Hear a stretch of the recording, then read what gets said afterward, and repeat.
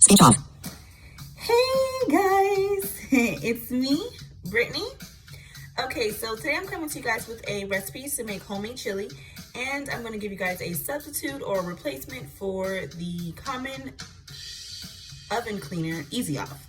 Okay, so for the chili, what you need is your ground beef or your ground turkey, whichever one you want to use, tomato sauce. You're going to need like a tablespoon or two of flour or cornstarch. And you can use either or of these options, chili brick, or like an actual chili packet. Like there's like packet seasonings or boxes of chili mix. You'll see this. Like it'll say for chili. So you can use that or the chili brick. You don't need both, but if you have both, hey, come on now, it's always better. And the optional thing that I also include in my chili is beans. And if you do want to include beans, the common bean to you is pinto beans, but you really could use, any bean if you really want to be honest. Kidney, I heard people do kidney, blah, blah, blah. Like, it don't really matter. But when I do chili, I use pinto. Okay, so besides pinto beans, I also cut up onion and tomatoes. Okay. So what you do is you cut up your onions. If you're going to use onions, cut up your onions. You saute them a little bit. Then you put your meat in there.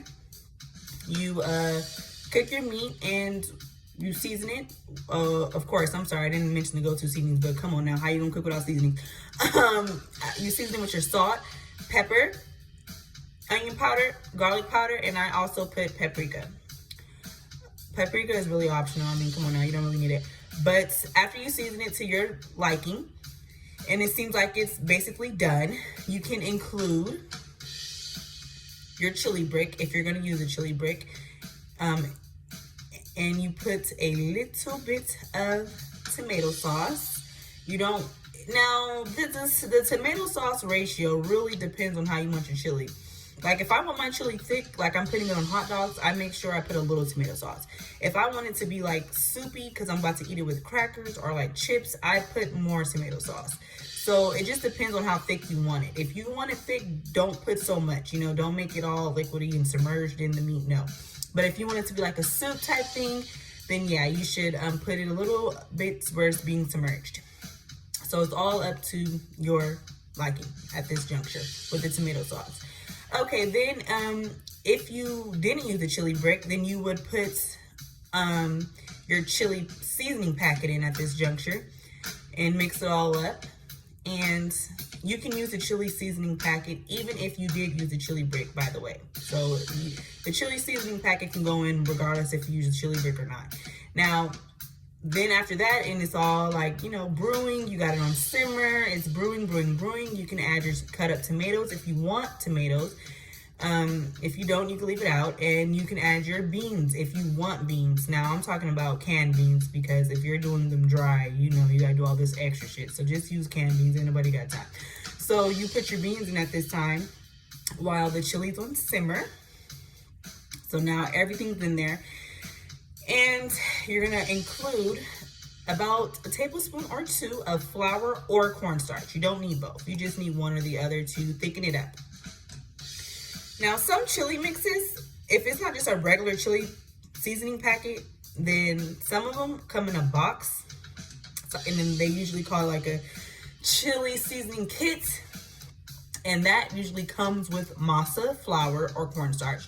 So if you're using that chili seasoning kit, then everything in that box is what you need to put, and you can just eliminate, you're putting what I just said, which is the flour and the blah, blah, blah, because it's all in that kit. If you buy that kit, you don't need the chili brick as well. Okay, so once your chili is all in there, just simmering, then after about 20 minutes or so, you can taste it and see if the meat is soft enough and the beans are cooked enough.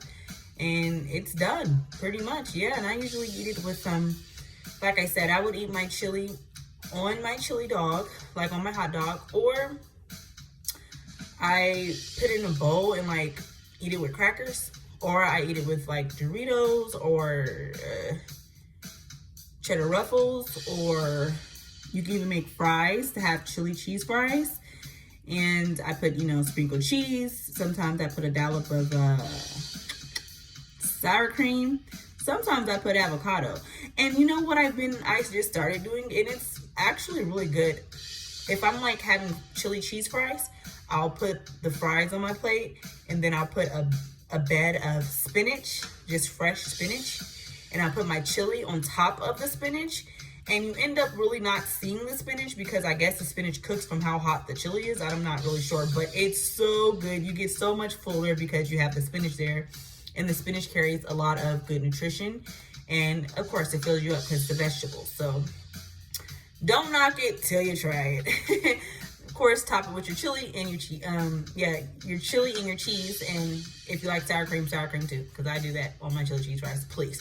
So now, moving on to the substitute if you don't have Easy Off and you're trying to clean your oven. Now, when your oven, when you turn your oven on, of course, just like you would do your Easy Off, and you just sprinkle baking soda all in there, just everywhere. And you wipe the baking soda right off while it's still semi-hot. And it comes clean just like your Easy Off. Of course, Easy Off is probably a little better because it's Easy Off. Come on now, you can't go wrong with Easy Off. But baking soda is the next best thing when you don't have Easy Off. So I hope you guys love the chili. It's good with ground turkey or ground beef. It doesn't really matter. And I hope you guys enjoy the tip. And I hope you guys enjoy the rest of your week. And remember, if you have a tsunami in your life, don't let it swallow you. Just keep swimming. See y'all later. Speech on.